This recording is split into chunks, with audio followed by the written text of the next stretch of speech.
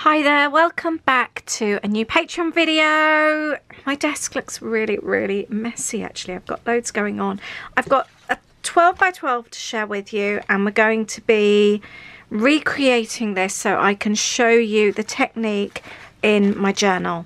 I like doing these actually. I like having a 12 by 12 because I know not everybody here is a journaler as well. So I feel it's a really good way to be able to combine both. So this, do you know, I don't even know. I should actually put the dates of when I make layouts on the back. I have a feeling, looking at the kids, this could be around 2014. So it's quite a long time ago.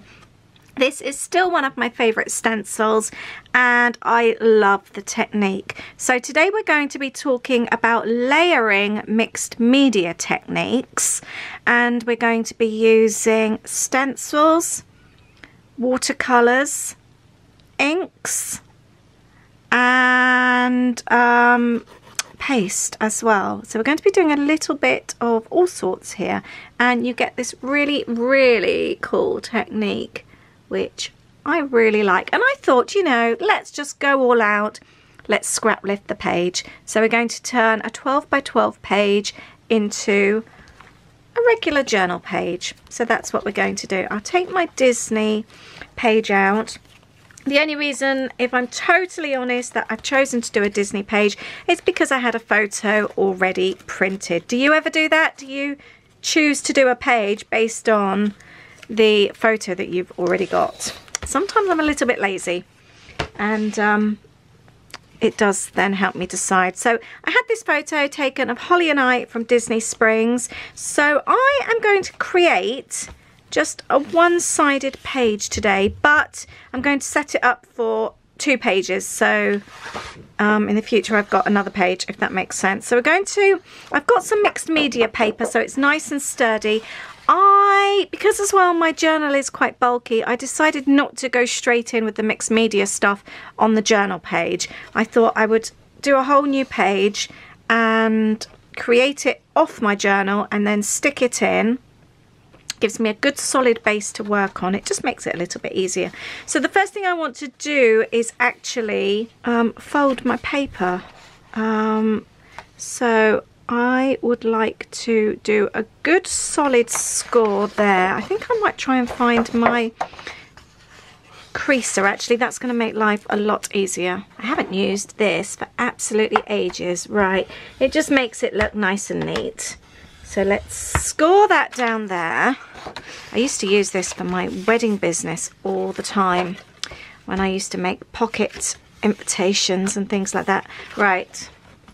So that's given us a nice clean page, and you know, I'm not actually going to do it full length. Let's do a partial page for the next one. Let's see how that looks. There we go. So we can stick that in there, and we'll just have a half page next time. That would be quite nice actually. Mix it up a little bit. So we're not going to stick that in. I am going to get working on my mixed media side. So in theory it should actually be this side, shouldn't it? I'm just I want to stick it down there. So we're going to create on this side, and this is going to be the flip side. Obviously if you wanted, you could just stick the center bit and you've got like extra pages that way, but I want to stick this down and we'll have this bit that kind of like flips. I've taken a couple of papers from previous kits. We've got, I think this one was from Feb and this one from March, so we're going to use those. But the first thing we're going to do, our very first layer, I wanted to choose my papers first so that I knew what colours I was going to do. My very first layer I'm going to do is going to be watercolours. So I'm going to get some water on here first, and let's have some blue and yellow. I think I'll have these on here, just quite random. I want it enough so that when I've got my photo on, what I don't want is to cover the whole page up with the photo. So I want to make sure that I've got enough to be seen past the photo, if that makes sense. Otherwise it's a little bit pointless having the watercolours on here and then not actually being able to see them. I think a little bit more. Let's go with some blue. Oh, that's a little bit darker than I expected. Right, that should work out well. Right, I'm just going to soak up some of this. It's been sat here for a little while, but I want to move on to the next stage. My next stage, I'm going to now use a mask. I've got a Tim Holtz mask here, and I've got a green ink, and I'm just going to press that through. And the nice thing with this kind of thing is you don't see huge amounts through, but the layers all make a difference. Oh, I love that. Actually, do you know what I've done? Where I previously misted, I'm going to do that here as well. It's actually bringing some of the dark blue through. I really like that. That is a really, really nice effect. I might do a little bit of that down here as well, actually, because I've got an idea of something I want to do down there. So you can just see it at the bottom. My next layer, I am going to add some of this patterned paper. I've really got into tearing lately. Let's add that. Yeah, that works nicely. I want to just make sure, it's always important to make sure that you're happy when you've got your photo in place of where it's going to be. I like that. So now we're going to pop this in place. And we're going to add some, shall I do the arrows before or after? I'm going to add the arrows afterwards. I like that. That's really cute. I think that goes really well. And now we are going to get the paste out. Right, I'm using this one. It's new in my shop. It's light and fluffy modelling paste from the Crafters Workshop, and it's lovely. And the stencil we are going to use is this fine one. This is a really, really old one, as you can see. It's very well loved. I'm going to do it that way. I don't know if it makes much difference. This is how they look new though. It looks a little bit cleaner, but that's in the shop, so I'll link that up below. Don't forget, if you're in the red tier, you do get 10% off everything except the kits. So I've got half a credit card. And actually, yeah, no, I don't think it makes much difference whether they're, no, I'm going to go this way. And I can get 3 of these long vines through here. And we're just going to push that through. I love this stuff. It really is, as it says, light and fluffy. It's a really nice paste. We're going to do the third one down here. Let's take that off. Excellent. That is really, really nice. I love that. And let's just check. Yep, the photo, that will be perfect. It's almost too nice to add a photo. Could even add it part way down, or I don't know. I don't want to cover it all up now. I really, really like that. Can you see that texture? Isn't that cool? I'm going to get the heat gun on that. So I've given it a bit of a blast with the heat gun. And now I am going to add, I think I'm going to add a little bit of pink. I've cut these out from the papers from the May kit. So I might add them down the bottom. So I'm going to add a little bit of pink. And I am going to brush the pink over the top of the paste. There you go. It kind of captures it. I really love this effect. And do the same on this side.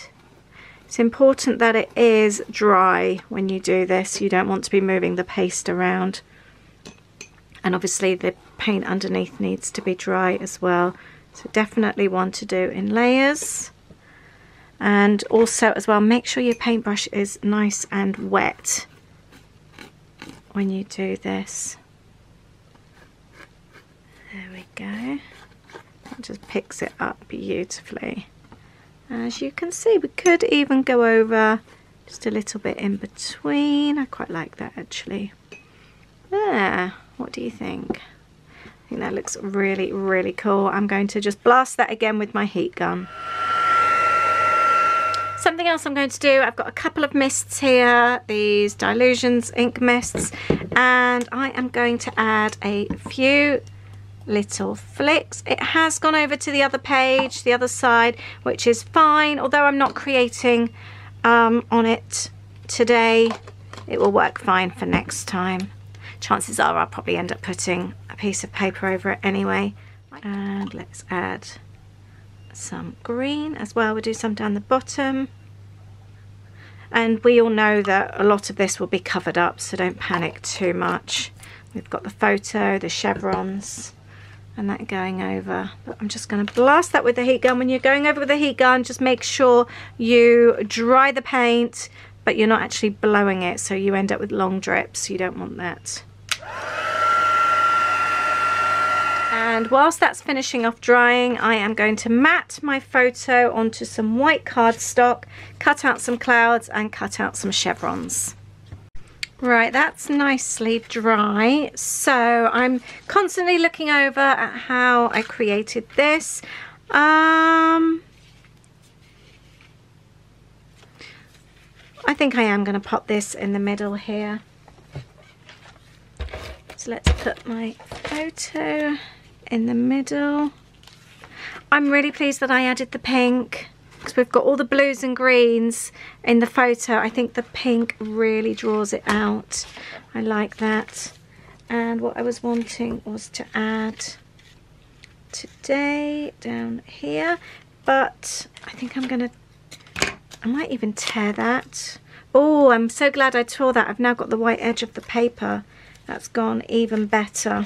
But I need some more green on here. I'm going to add a little bit more of the green so that shows through. Perfect. And I'm just having a think. I've actually, where's the, this could even then go, I don't know, I'm now at the stage where I don't want to cover up the stenciling. I like it so much. I think we're going to now add some chevrons. Let's pop those underneath. I'm just going to add a few more layers like that. Actually no, let's pop that on there. And the aqua colour. I love these colours, and then I'll trim that off afterwards. And I wanted to add a couple of clouds. Let's pop these underneath, and we'll pop that one on there. I think that will look really nice like that. Could add a small one. Yeah, why not? Yeah, I think I will.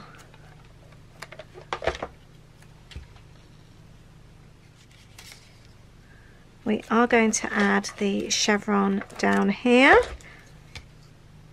even though it covers up that torn bit that I love. And we'll add a little cloud as well because it kind of replicates what I've got going on at the top. There, could even actually cut out another small one. I think that will go really well. There we have it. We've got lots of layers, which I'm really pleased with. I'm going to turn this around and just trim the back like that.